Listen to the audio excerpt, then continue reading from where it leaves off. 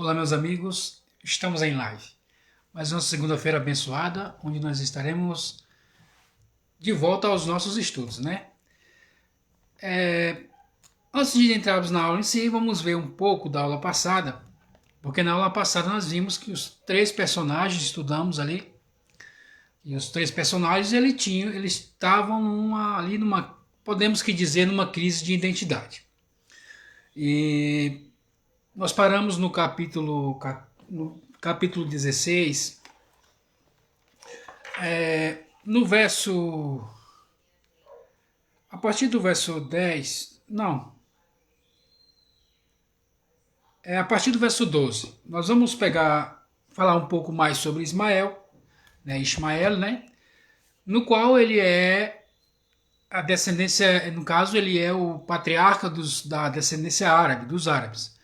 Lembrando que os árabes de hoje não são os mesmos árabes de antigamente, né? Hoje em dia é totalmente diferente daquela época. Mas Ismael, por ser o patriarca dos árabes, né, não deixa de ser um arquétipo daquilo que representa os árabes e, consequentemente, a religião árabe, que é o islamismo. De onde ela surgiu de Ismael. Nós vamos entrar em alguns detalhes, com um pouco que entendemos, para vermos biblicamente as suas características, para que nós possamos então traçarmos e entendermos um pouco a respeito de Ismael e saber qual é a sua função, né? Entendermos qual é a sua função e por que Deus quis que Ismael nascesse. Lemos nas aulas passadas que Agar, ela abortou, né, a primeira gravidez, e Deus disse e deu até o nome de Ismael. Nós vimos também que naquela ocasião nós falamos que somente 6 pessoas na Bíblia haviam recebido o nome do próprio Deus, indicando assim 6 forças que existem no mundo, que o mundo necessita dessas 6 forças.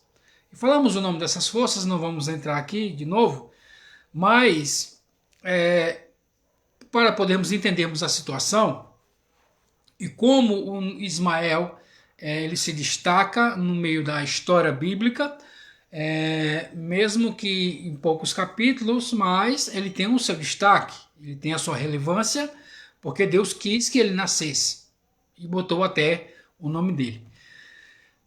Mas vamos aqui então, vamos primeiro começar por Abraão, né, sobre a crise de identidade desses 3 personagens. Vamos começar primeiro por Abraão.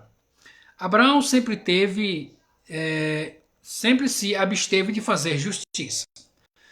Na verdade, vimos também que Abraão ele ainda continuava ainda com com 2 agendas, na verdade, né? Sobre o religioso, né? Sobre o monoteísmo, trazer o monoteísmo para todo o mundo,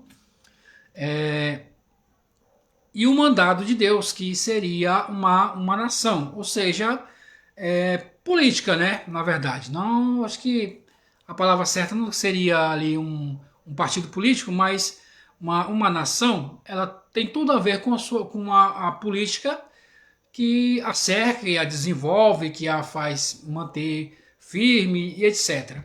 Soberana, tem que ser a política. Então Abraão tinha esse chamado de Deus, construir uma nação, ou seja, um estado político, mas também ele não abdicou da sua vontade de levar o monoteísmo para o mundo. Esse foi um dos motivos pela qual nós lemos na aula passada que talvez seria o pensamento de Abraão, na verdade ainda, né, Abrão, quando Sarai propôs a proposta que nós lemos na aula passada sobre Agar. Talvez ele fez pensou nesse detalhe de a sua vontade de levar o monoteísmo para o mundo, assim como foi a sua viagem para o Egito. E agora a filha de Faraó vai ter um filho com ele, Então, quem sabe ele pensou que essa era a oportunidade enfim, unir as duas coisas. Tanto fazer o seu Estado político, como é o mandado de Deus para que forme uma nação, quanto uma questão de levar ao monoteísmo. Afinal de contas, o Egito era a potência da época, então não havia lugar melhor para se levar ao monoteísmo, influenciando os egípcios, e assim os egípcios influenciariam o resto do mundo. Então esse foi a crise, uma das crises de identidade de Abraham. O outro lado também, um lado que, de um certo modo, podemos dizer que era negativo, foi a questão de que ele sempre se abstinha de fazer um julgamento qualquer que fosse. Nós vimos isso com Lot, vimos agora aqui também com Hagar. Nós lemos essa história, falamos sobre isso, e Abraão sempre busca uma conciliação. Ele evita fazer um julgamento, enfim. Isso trouxe muitos problemas na sua época e agora também. Porque pelo seguinte fato, se Deus disse qual é a grande briga entre os árabes e os israelitas, é sobre a terra, ou seja, é uma herança. Como Abraão já desde o princípio traz esse entendimento de que, veja como é interessante, é importante as decisões dos antepassados, vamos supor, que nesse caso aqui ela reflete até os dias atuais. Abraão queria ficar com a terra, será que é minha? Será que Deus mesmo, Deus falando mais de 1000 vezes, olha, a terra é sua, a terra é sua, e ele ficava sempre receoso. Talvez isso venha bem a calhar quando Deus deseja o nascimento de Ismael. Talvez seja um motivo pela qual a maneira que Deus encontrou de fazer com que Israel encontrasse o seu propósito, quer dizer, encontrasse a sua identidade. E a guerra no Oriente, ela não acaba, não é com mensagem de paz, não é com tratados internacionais da ONU, enfim, não é com oração, não. A única maneira de a guerra no Oriente Médio acabar completamente é Israel assumir a sua verdadeira identidade, que realmente a terra é sua e que ele vai tomar posse. Porque esse que é o grande problema, esse que é o grande dilema. Os ismaelitas, os árabes, até antes de Isaac nascer, eles eram os herdeiros da terra. Então eles foram parando, nós vamos estudar um pouco daqui a pouco, e nós vamos entender que quando Israel está na dúvida, minha, não é minha, minha, não é minha, Ismael diz, olha, se já que não é sua, então ela vai ser minha. E aí que Israel vai ter que inventar 1000 assuntos, dialogar para, enfim, convencer que a terra é dele. Ou seja, ele fica numa indecisão em cima do muro em determinados momentos. E isso faz com que Ismael fale assim, não, já que vocês acham que não é de vocês, então vai ser minha. A terra é minha. Então, todo esse conflito, essa confusão se expande até os dias de hoje, né? Na verdade. Então, e um detalhe muito importante também que qual é a grande raiva, melhor dizendo, a grande ira de Ismael dos árabes contra Israel, ou seja, de Ismael contra Isaac. Porque antes de Isaac nascer, Ismael era o primogênito. Quando, vamos ver um pouco mais para frente, 13 anos depois, quando nasce Isaac, ou seja, Ismael perde a primogenitura. Então, o fato de somente Israel existir já é motivo suficiente para que Ismael diga que, quando eu digo Ismael, me refiro aos árabes, né? o islamismo também, que é a mesma origem, já é um grande motivo para que Ismael tenha raiva de Isaac. E nós vamos ver isso um pouco mais à frente também, mas aqui estamos dando só uma recapitulada para nós entendermos isso. Isso independe de se Isaac vai ser bom, se Isaac vai ser mal, se Isaac vai ser bondoso, se não vai, se ele quer ou se ele não quer. Não. O simples fato de Israel existir, o simples fato de Isaac existir, já está tirando a primogenitura de Ismael.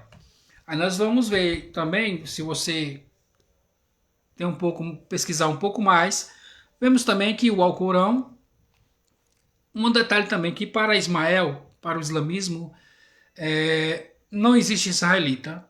Eles não conversam. Para eles não existe.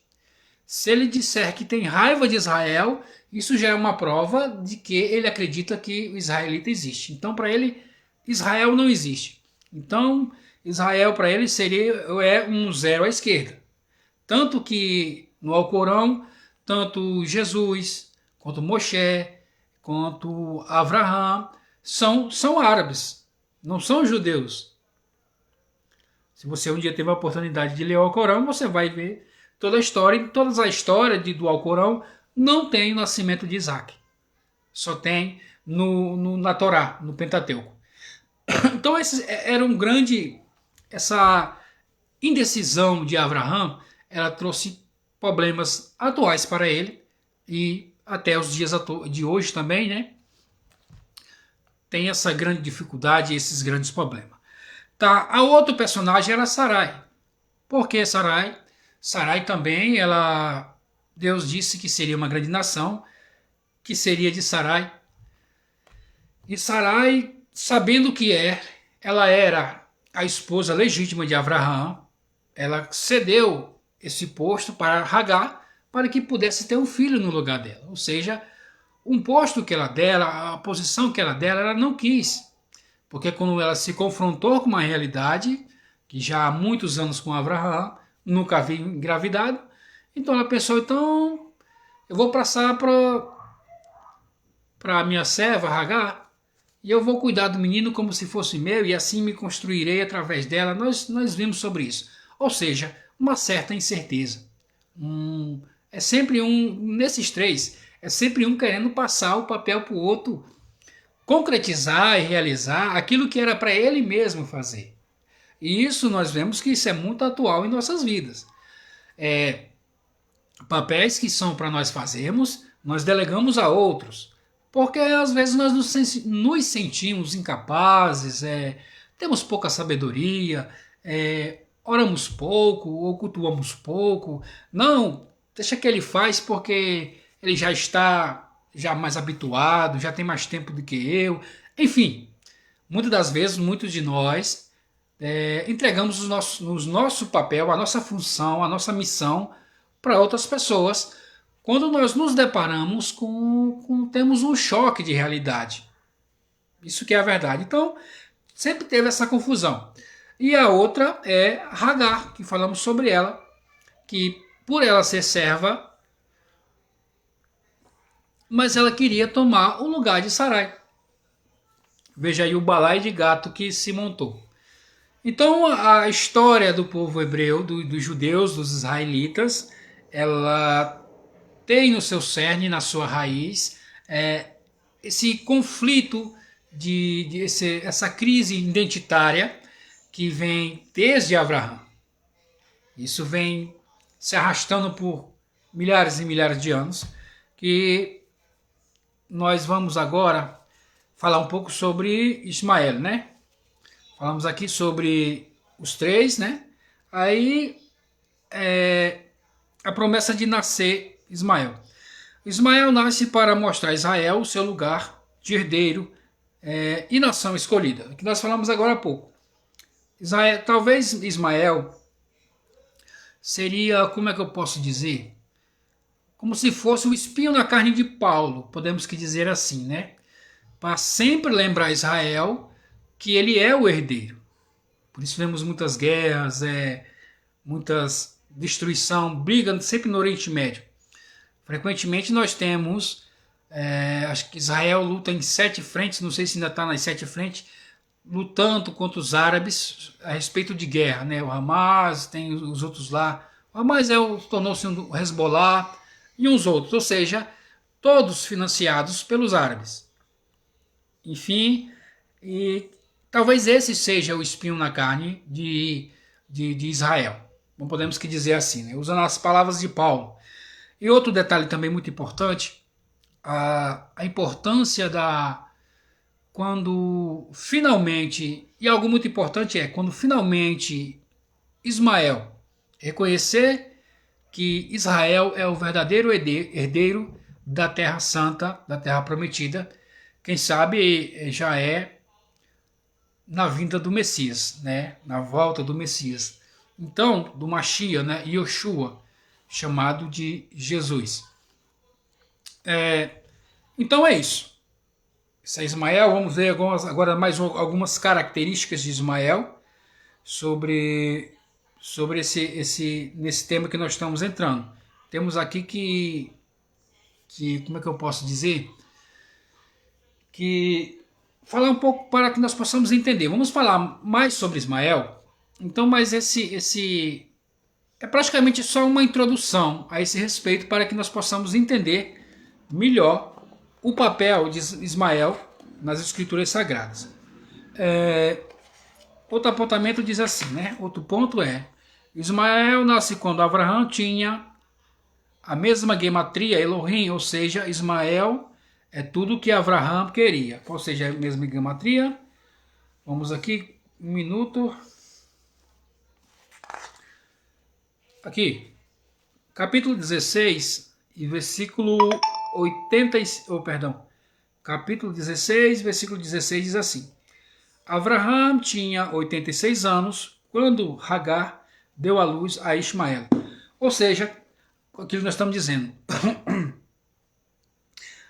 O número 86, não é, por acaso, quando você tenta ignorar a gematria, ou seja, a numerologia, você deixa passar muitos detalhes em se tratando da Bíblia Sagrada, porque ela tem muitos números e esses não são por coincidência ou por um mero registro para que se saiba. Não.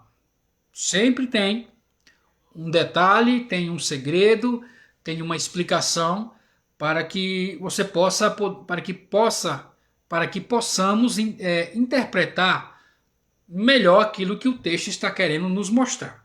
E aqui diz que Abraão tinha 86 anos. Ou seja, é a mesma gemátria ou numerologia, né? Gemátria Elohim. Falamos sobre Elohim, vamos falar um pouco mais à frente também. Ou seja, Ismael era tudo que Abraão queria.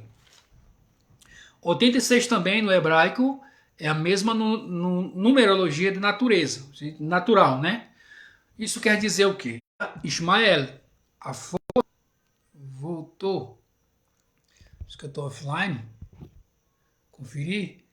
Não, tá bom. É só uma conexão falta. Deu certo. Pronto, vamos prosseguir. Vai só dar uma pequena travada, mas tá tudo bem. Prosseguindo. Ismael é tudo aquilo que Abraão queria para o mundo. Descendente de egípcio e descendente de hebreu. Ou seja, ali estava a sua natureza tanto emocional, porque os egípcios são descendentes de Ram. Nós vemos o que é Ram, é emoção, é quente, né? Indicando emoção, enfim. Está na playlist, você pode ir lá ver. E já entrando nesse assunto, já ia me esquecendo de pedir você a sua contribuição. Como é a sua contribuição? Alguns segundos do seu tempo, para que você vá no YouTube, no canal Osmundo Castro, Osmundo Castro 40. Lá se inscreva no canal, curta, comente, compartilha, contribua comigo com esse privilégio de ter você como meu inscrito no meu canal, para podermos o YouTube entender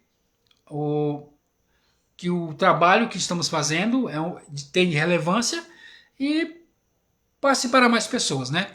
Você que está no Quai vai ver os cortes, também não deixe de nos seguir, de curtir, comentar, compartilhar. Vai lá no YouTube, contribua conosco lá no nosso canal, no Facebook, no qual todas as segundas-feiras estamos fazendo as lives. Também estaremos lá, Osmundo Castro. Você também nos siga também lá, estaremos muito gratos. Então, prosseguindo. Nós lemos que Ram era o sentido de emoção. Falamos sobre esse assunto há alguns vídeos atrás. Faz muitos vídeos. Nós estamos com quase 26 horas de aula só em Gênesis. Então, mas a playlist completa está lá. Você vai lá, você vai ver o ideal que você pegue desde o princípio, para que você comece a digerir e a entender desde o princípio de Gênesis. Já estamos no capítulo 16, daqui a pouco vamos para o capítulo 17. Então, e era tudo que Abraão queria. Espiritual e emocional, ou seja, imaterial, podemos dizer assim. Seria aquilo o desejo de Abraão. E sem contar que Abraão amava Ismael bastante. E Abraão passou 13 anos de sua vida ensinando Ismael, preparando Ismael para levar o monoteísmo. E como nós vamos ver um pouco mais para frente, de repente uma surpresa e nasce Isaac. Mas isso é para outra aula. Então é isso, tá? O outro ponto é o seguinte. O monoteísmo é tudo que Abraão queria para o mundo. Ou seja, de um certo modo não. É certo isso. Que no caso, qual é a outra religião que é monoteísta? É o islamismo, o Islã. E o Ismael levava o Islã, Ismael fazia tudo aquilo que Abraão fazia, que é o islamismo. Porém, é um detalhe. Os modos operantes do islamismo dos árabes é totalmente diferente de Abraão. Abraão é pela bondade, ele conversava com as pessoas e tentava as convencê-la de uma maneira bondosa, amorosa, que havia somente um único Deus, monoteísta. Já o islamismo já é totalmente diferente. É 8 ou é 80. É a partir da agressividade, uma guerra, acho que tem um nome, acho que é Guerra Santa, não sei o nome que se dá, mas se não se converter ao islamismo, você merece a morte, é mais ou menos assim. A repressão é tão grande que nós vamos ver um pouco mais para frente,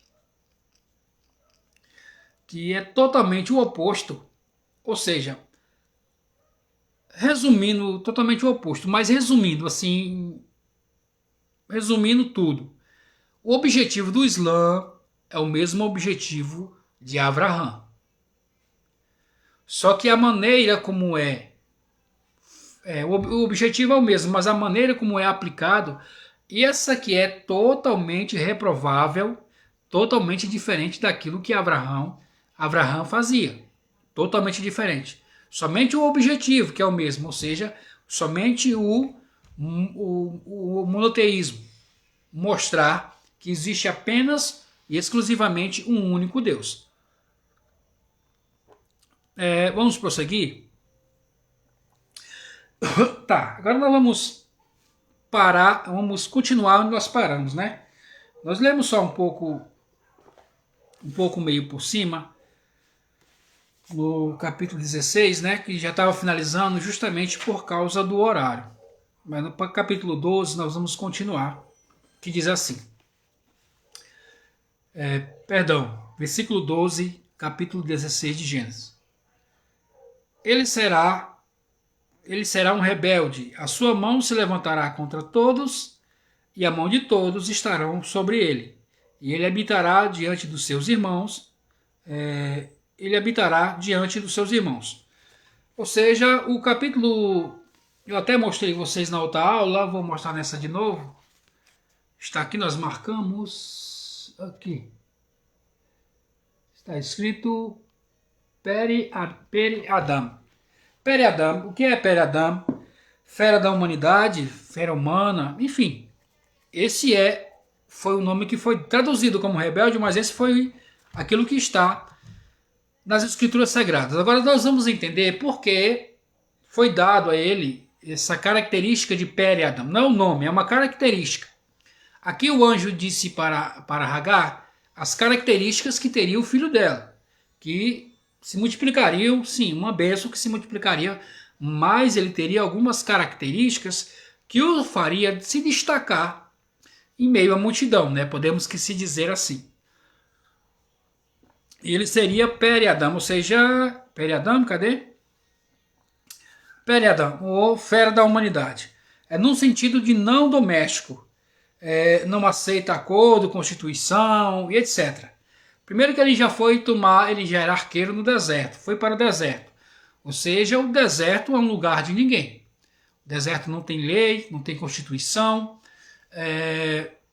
uma terra de ninguém. Então ele era, neste sentido, uma fera da humanidade. Mas também ele também traz no sentido de que seria uma fera para a humanidade. Isso é um ponto que nós vamos pegar aqui. O outro ponto é que ele não se interessava por... Tá, aqui é importante. Outro ponto é que ele não se interessava por despojos de guerra. Despojos de guerra.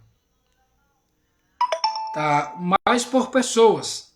Se a pessoa converter ao islamismo, tem tudo com eles. Mas, caso contrário, é preferível a morte. Ou seja, ele é considerado como uma fera nesse sentido, como também no sentido de que não trata os seres humanos como seres humanos. Para eles são animais também, de igual forma. O islamismo, ele vê, você observa que, eu acho que tem há algum tempo já não vemos notícia, isso é um detalhe muito importante, nós vamos aqui detalhar também. Quando fala que a mão dele é contra todos e a mão de todos é contra ele, é esse sentido recíproco, né? Tanto ele não considera as outras pessoas como seres humanos, que têm uma segunda oportunidade, que têm a chance de se reconciliar com o Eterno, voltar aos caminhos de Deus. Também os outros seres humanos, ou seja, outras nações, também não os veem como seres humanos. Os ele tanto faz. Pois eles também, o islamismo no caso aqui, no caso doutrina, né, tanto filhos como mulheres, a colocarem bombas e se explodirem. Mas e por que parece que deu uma pausa, uma acalmada nesses boatos que antes era muito comum, de vez em quando nós ouvíamos dizer pessoas que tinham roupas vestidas de bomba e se explodiam. Isso é porque agora isso ocorre somente internamente entre eles. E como nós acabamos de dizer, que assim como ele vê as outras pessoas como animais, as outras nações também os veem como animais. E não dá mídia, porque tanto faz. Se se explodiu, se não se explodiu, se tem guerra lá no Iêmen, ou na Síria.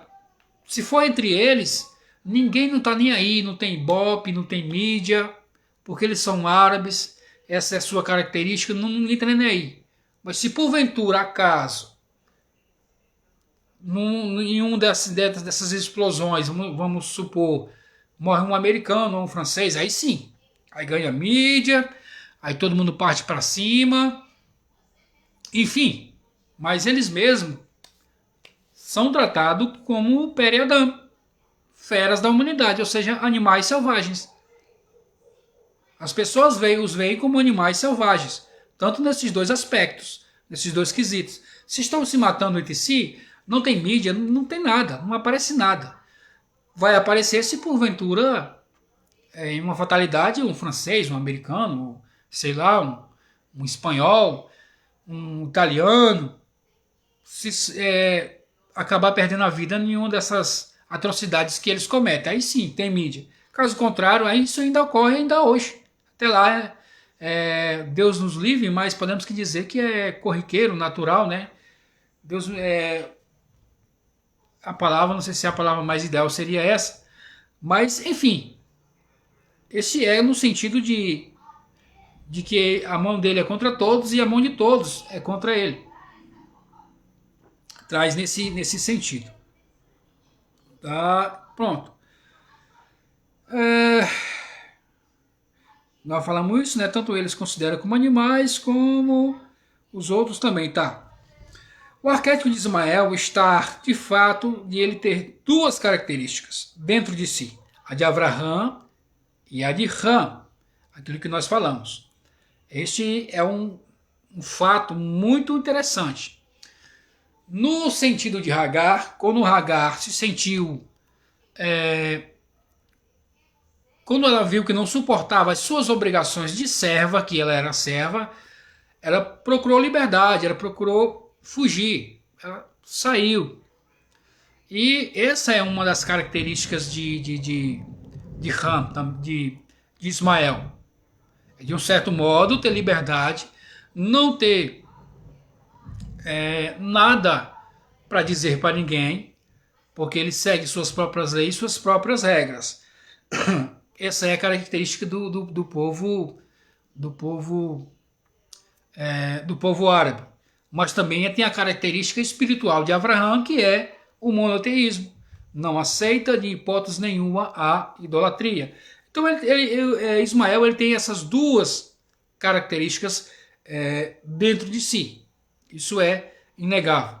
De sua mãe Hagar e de Abraão, seu pai. Ou seja, ele tem algo espiritual e ele tem algo material dentro dele. Melhor dizendo, algo emocional. Ele é levado pelas suas emoções, de um sentimento de liberdade. Não se prender a ninguém o controla. Você observa que quando há guerra dos outros países contra os países árabes, dos ocidentais, né? Qual é o objetivo principal? Eles podem até querer camuflar no sentido de resgatar vítimas de sequestro ou uma vingança, como no caso do 11 de setembro, eu acho, lá nos Estados Unidos. Pode até ser maquiado por isso, apresentado isso, mas o principal motivo é o petróleo. É a terra rica dos árabes. Então os ocidentes, quando caçam uma confusão com o árabe, quando tem com os árabes, que tem uma guerra, eles têm um objetivo. E não é só com os árabes, é com qualquer guerra hoje material, política, tem o objetivo de ter um despojo. Algo de econômico para si. Ninguém faz guerra do nada. Não existe isso, fazer guerra do nada. Eles querem alguma coisa em troca, petróleo, ouro, biodiversidade, enfim, qualquer coisa. Eles querem. Algumas coisas que são colocadas na mídia são apenas pretexto para uma cortina de fumaça para o verdadeiro objetivo, que é a biodiversidade, o petróleo, minerais raros, né? Enfim, mas já os árabes não. Se eles fazem guerra é contra a pessoa. Eles não estão nem aí para despojo, para tecnologia, não estão nem aí para petróleo, não. A guerra dele é contra a pessoa, contra a humanidade. Esse é o confronto deles. Não tem nada a ver com político. Pode até uma cortina de fumaça, uma maquiagem, para dizer que um ataque de um povo árabe seja por questões políticas. Na realidade, não é, nunca foi. O grande mal do islamismo ele ataca pessoas. Porque ele não acredita na santidade do corpo. Vamos ver isso um pouco mais para frente. Como assim não acredita na santidade do corpo? Ou seja, na regeneração não só da alma, na regeneração do corpo físico. Para eles, o corpo ele é totalmente é como se fosse o corpo de um animal. O que interessa para eles é somente a alma. Nós vamos aqui entender um pouco mais para frente. Ou seja, tá, Ismael. Ou seja, eles não acreditam, eles acreditam na santidade da alma de Hagar. Vamos entender isso melhor. Ou seja, a alma de Hagar era uma alma santa. Ela era uma convertida, a sua alma era santa. Como assim? porque Hagar viu o anjo por 4 vezes e eu creio que não seria a primeira vez, como nós explicamos, não seria a primeira vez e nem seria a última. Mais para frente ela vai ver também anjo de novo. Mas neste sentido, ela era uma pessoa elevadíssima. Ela se converteu e estava na casa de Abraão, um homem elevado, um homem justo, um homem íntegro. Então ela aprendeu, ela se converteu ali. Então isso é a santidade da alma. E eles rejeitam, cadê? Escrevi, tá? E eles rejeitam a santidade do corpo. Quem é a santidade do corpo? É Sarai. Por que Sarai? Porque do ventre de Sarai sairá o povo santo, né? Em outras palavras, né? Bem resumido. Isso indica que o corpo tem a capacidade também de se santificar. Não só a alma, não só o espírito, né? Mas todo o corpo em si tem a capacidade de se santificar. Por isso temos os 7 mandamentos para nós que não somos judeus e tem os 10 mandamentos para os judeus. Que isso quer dizer o quê? Que através desses mandamentos que nós temos, universais, vamos dizer somente nós aqui, nós que não somos judeus, os 7 mandamentos universais são para que possamos refinar nossas ações, não somente a alma, mas o corpo santificado. E é isso que o islamismo não acredita. Por isso, para eles tanto faz estar amarrado numa bomba e para explodir muitas pessoas, tanto faz. Para eles o que importa é a alma, porque a alma vai chegar lá no Olamabá e vai ter 72 virgens, né? Enfim, então se o corpo não interessa, o corpo é apenas mais um animal perambulando, vamos que dizer assim, não se importa em subir um avião e sequestrar e tacar ele em um prédio. Não, eles não se importam com isso. Porque eles não acreditam na santificação corporal. Eles só creem na santificação da alma. Esse é podemos dizer, um resumo mais esclarecido sobre o islamismo. Tá. Falamos aqui sobre Ismael, entendemos aqui. Agora, nós já vamos adentrar o capítulo de número 17 desta aula. Não conseguiremos já adiantando, não conseguiremos terminar o capítulo 17 nessa aula, por esse motivo que nós temos que trazer a respeito de Ismael, para que possamos ter um entendimento melhor. Mas na próxima aula nós vamos dar continuidade onde nós paramos. Vamos lá então, capítulo 17 diz assim, olha: quando Abraão tinha 99 anos de idade, Deus apareceu a ele e disse: eu sou o Deus Todo-Poderoso. Ande diante de mim e seja perfeito. Primeiro capítulo tem algo interessante. Ismael nasceu com 86 anos, quando Abraão tinha 86 anos. Explicamos sobre isso. Porque Ismael ele é aquilo que é natural de Abraão, ou seja, natureza, Elohim, forças da natureza. Aos 99 anos, Deus aparece novamente a Abraão, ainda é Abraão, e ele promete um filho que ele vai ter esse filho com 100 anos. Vai ter esse filho com 100 anos. E por que 100? Tem algo importante aqui também para nós entendermos. 100, não na época de hoje, mas naquela época, aos 100 anos, podemos dizer que seria uma pessoa que alcançava 100 anos, ele alcançou toda a sua plenitude de vivência, podemos se dizer assim. Ele já passou por poucas e boas, afinal de contas são 100 anos. 100 anos são 100 anos. Meu avô vai fazer, o ano que vem, se Deus quiser, 103 anos, ou seja, alcançou a sua plenitude. Mas isso não vem ao caso. E por que 100 anos ele é considerado como a plenitude? Ou seja, para que Isaac pudesse nascer, Abraão tinha que estar em toda a sua plenitude, ou seja, aos 100 anos. Nós vamos ver lá antes do dilúvio, você vai observar, quando você vê lá, que todos os filhos nasceram eram de 100 anos para baixo.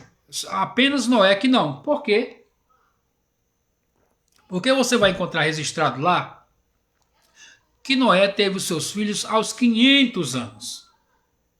Isso quer dizer o quê? Quando eles estavam com 100 anos, ou seja, Noé estava com 600 e eles com 100 anos, aí veio o dilúvio, ou seja, eles estavam em toda a sua plenitude.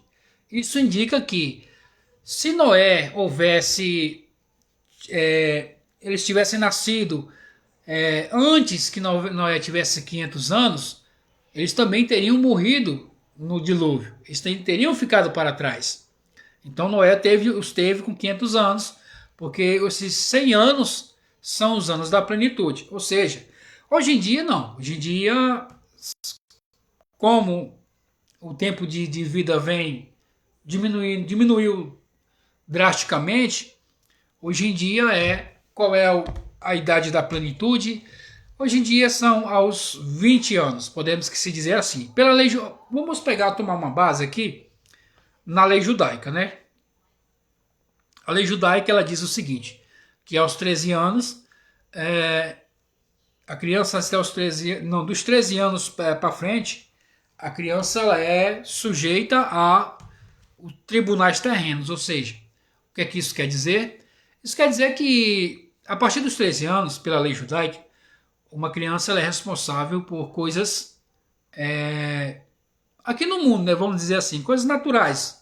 Um exemplo, se ela fez alguma coisa que seja passivo de ir a um tribunal aqui da Terra, ela irá a partir dos 13 anos.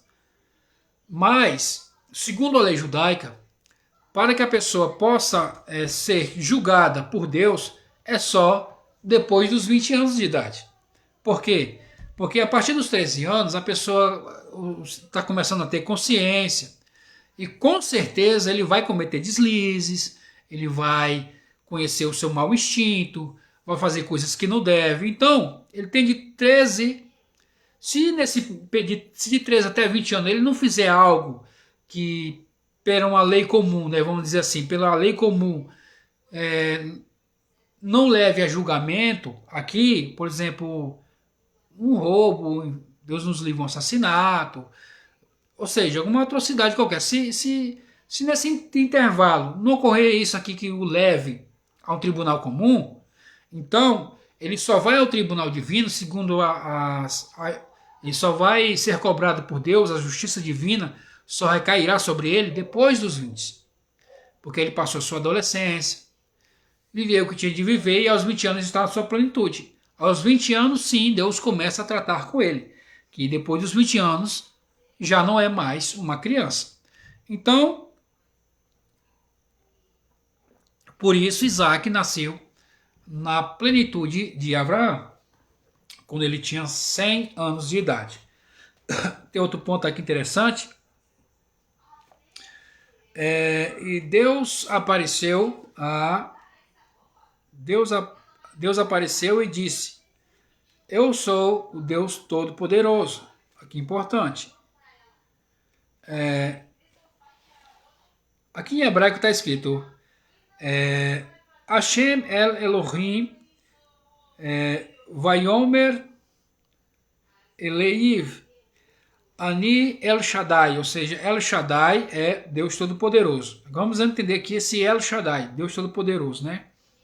Nós falamos sobre Elohim, já estudamos sobre isso, já estudamos sobre Hashem, que é o tetragrama, né? Yud, Rei, Vav, Rei. E agora aparece um outro atributo de Deus, que é o El Shaddai. Vamos entender o que é esse El Shaddai. Num consenso comum, no entendimento comum, o que é El, né? El Shaddai. No senso comum, as pessoas identificam como Deus, El, né? Mas a tradução certa de El, não é Deus, é força. El é força. Elohim, forças. Bereshit, bara Elohim, ou seja, no princípio criou as forças, então as forças de Deus, é um atributo de Deus. E Shaddai é força. Shaddai, agora vamos entender o que é Shaddai, porque acho que esse sentido de força nós já explicamos aqui. Acho que ficou, eu penso que ficou claro, ou seja, Elohim, Elohim, ou seja, as forças, né? São todas as forças da natureza, ou seja, a gravidade é um L, uma força. Quando a planta nasce é um L, é uma força, força da natureza, né? Chamada de força da natureza. Enfim, tudo tem a sua força, ou seja, um L, uma força. Então, Elohim, Deus criou as forças. Nós na frente nós vamos falar sobre El Elohim, que isso quer dizer a força das forças, ou seja, toda força pertence a uma única força que é Deus. Mas, quando nós chegarmos nesse versículo, tem esse versículo, nós chegarmos lá, nós vamos entender melhor. E Shaddai, Shaddai quer dizer, Dai é de parar, né? El Shaddai, que Deus usa para limitar, ou seja, El Shaddai é quando Deus usa para limitar as coisas. É a força que Deus usa, o nome que Deus usa para limitar as coisas, Shaddai. Vem de Dai, né? De para. No sentido de há um entendimento da seguinte forma. Quando Deus criou o universo, ele estava se expandindo, se expandindo, se expandindo. E de repente Deus disse, olha, para, dai. E ali parou. Ou seja, isso quer dizer o quê? Isso quer dizer que é a conexão do infinito com o finito. É o Shaddai. É onde põe-se, onde o infinito ele pode se conectar com aquilo que é finito. Ou seja, não se trata mais de forças da natureza. Afinal de contas, pelas forças da natureza, Abraão não poderia mais ter filho. Por isso Deus se apresenta como El Shaddai. Primeiro ele aparece como nós lemos no versículo, Hashem, né, que é o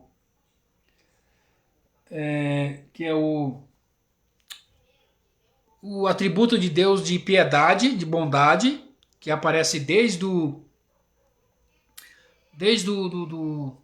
já ele começa a aparecer em Noé, em Noah, e tem o Elohim, que nós já vimos também, já vimos sobre esses dois, Elohim e Hashem, e agora aparece Shaddai, para dizer para Abraão que, olha, Abraão, sou eu que faço uma conexão sobrenatural entre o infinito e o finito.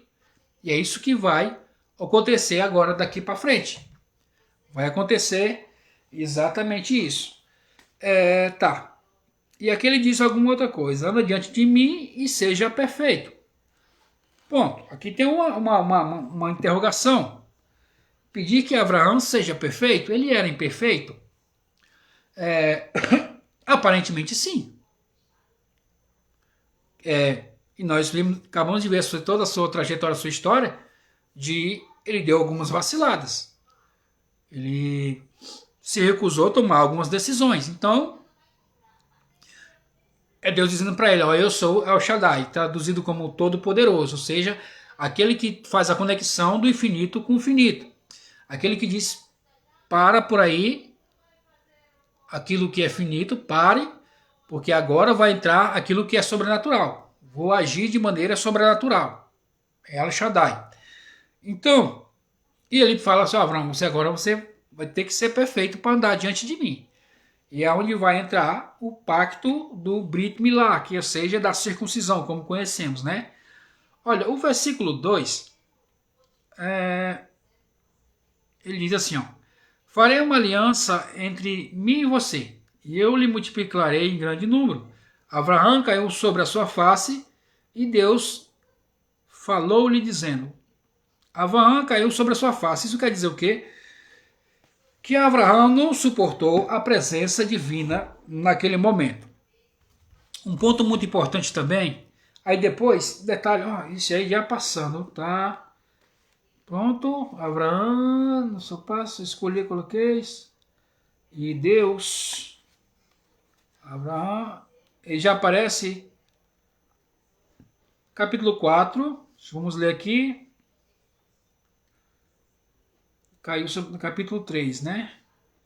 Beit, Gimel, Avram, tá, Elohim, logo após ele fala Elohim, traduzido como Deus, né? Elohim. Pronto, aqui já apareceu como Elohim de novo. Isso quer dizer o quê? Depois que Avraham cai, ele aparece como Elohim, ou seja, como causa e consequência. Aqui nós já falamos sobre isso. Que é nada mais, nada menos que as forças da natureza. Ele aparece para Avraham como El Shaddai, Avraham não suporta e cai com o rosto em terra. Caiu sobre o seu rosto, ele caiu de cara no chão. Ele, igual algumas pessoas têm um entendimento de que ele se ajoelhou, botou a mão no rosto, em reverência. Não, ele caiu mesmo, na presença do El Shaddai. Por quê? Porque ele ainda não estava perfeitamente num nível espiritual que pudesse receber toda essa carga de energia, podemos dizer assim, essa presença divina de El Shaddai. Porque faltava alguma coisa nele ainda. Nós vamos ver um pouco mais para frente. Ainda faltava isso em Avraham. Por isso ele cai. Então ele aparece a Avraham e agora faz como Elohim, ou seja, ele desce um nível para que possa conversar com Avraham, porque se ele continua como no atributo de El Shaddai, Avraham não suportaria na situação em que Avraham estava naquele momento. Por isso ele disse, olha, seja perfeito. Você vai andar comigo, mas seja perfeito. Ou seja, quero ter um nível a mais com você de intimidade, podemos dizer assim, de presença entre mim e você, de contato, mas para que isso ocorra você precisa ser perfeito. E a prova de que ele ainda não estava perfeitamente preparado espiritualmente para receber aquela presença divina foi esse fato em que ele caiu com seu rosto no terra. Lembrando que ele não se ajoelhou e impostou em reverência, não, ele caiu mesmo.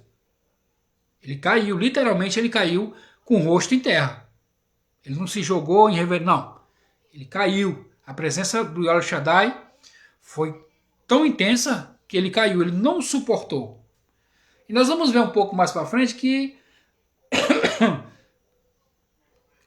depois do Brit Milá, né, da circuncisão, ele está...